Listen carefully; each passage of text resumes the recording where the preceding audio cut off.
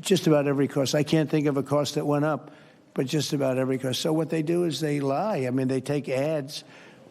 You'd almost think that the advertising station would stop it because they know it's wrong. It's such a lie. All you can do is say it's a lie and explain it. I guess I have the ability to explain it at conferences like this, so I like to take advantage of it and do it. But costs are substantially down under the Trump administration. And as you know, Biden had the highest inflation, I believe, in the history of our country. They say 48 years, but regardless, I think it was really the highest in the history of our country. And they were up to numbers that nobody ever saw before. And we have inflation now totally under control. We have a Fed chairman that, if he was doing his job properly, would lower interest rates. But we're bullying through even that. We're doing so well, it's not having that kind of an impact on us. But you want to see a rocket ship? We should have the lowest interest rates, because without us, there's nothing. And we have a strong country now, and we're taking in a lot of money. And other countries aren't even complaining. They got away with murder. They took advantage of a lot of very stupid people that sat in this seat, very stupid people, or people that didn't understand business or something was going on. But hard to believe that they got away with it for so many years. But now, and I'm treating them very fairly. Again, we have countries with tremendous deficits with us, where we have, where we essentially lose a lot of money. And we are changing that around very rapidly. And I think it's about time somebody did it. Sir, President? Yeah, please. Sir, yesterday you said that you were not sure who ordered the munitions halted to Ukraine. Have you since been able to figure that out? Well, I haven't thought about it, because we're looking at Ukraine right now and munitions, but I have not gone into it. What does it say that such a big decision could be made inside your government without you knowing? I would know. If a decision was made, I will know. I'll be the first to know. In fact, most likely I'd give the order, but I haven't done that yet. Yeah, please. Can I ask how your meeting with Netanyahu went over the last couple of days, and how realistic do you think a ceasefire is this week? Well, we're talking about Gaza for the most part. I think we have a chance this week or next week. Not definitely. There's nothing definite about war and Gaza and all of the other places that we all deal with so much. But there's a very good chance that we'll have a settlement, an agreement of some kind this week, and maybe next week if not. As well, sir, the African Growth and Opportunity Act, which has been central to many sub-Saharan countries having access to the U.S. market, that's due to expire in September. Are you hoping to extend that beyond it? Well, we'll take a look at that. Yes, please. Thank you. That's up to Congress to take a first crack at. We know that program's been in place for about 20 years, and at the end result of that, we see a lot of other countries operating in Africa. We still see a lot of tariff and non-tariff barriers in Africa. So I think any discussion about that act would also have to think about how we address those kinds of barriers. Yeah, Peter. President Trump, in Alvarado, Texas, a few days ago, 10 people wearing all black allegedly set off fireworks outside an ICE office to lure the officers out so they could ambush them, shoot at them. They had guns and vests and two-way radios.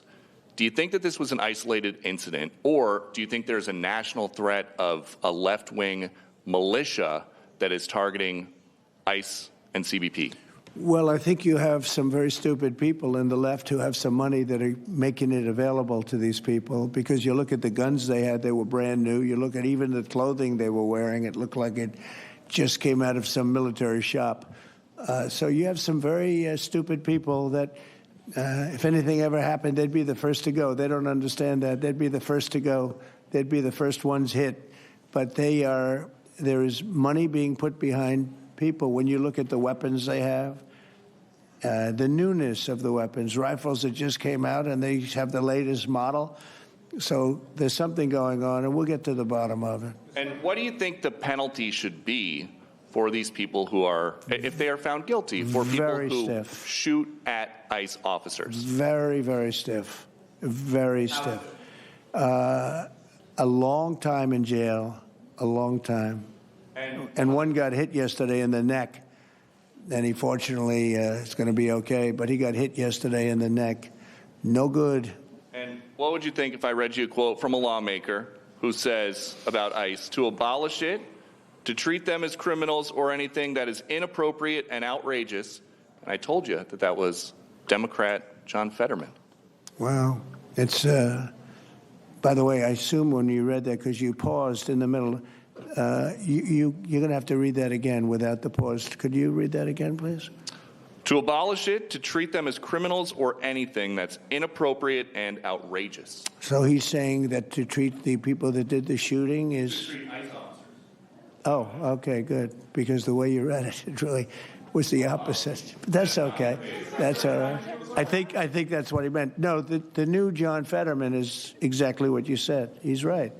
He's right. And we have to protect our police officers, and we will. And we have been...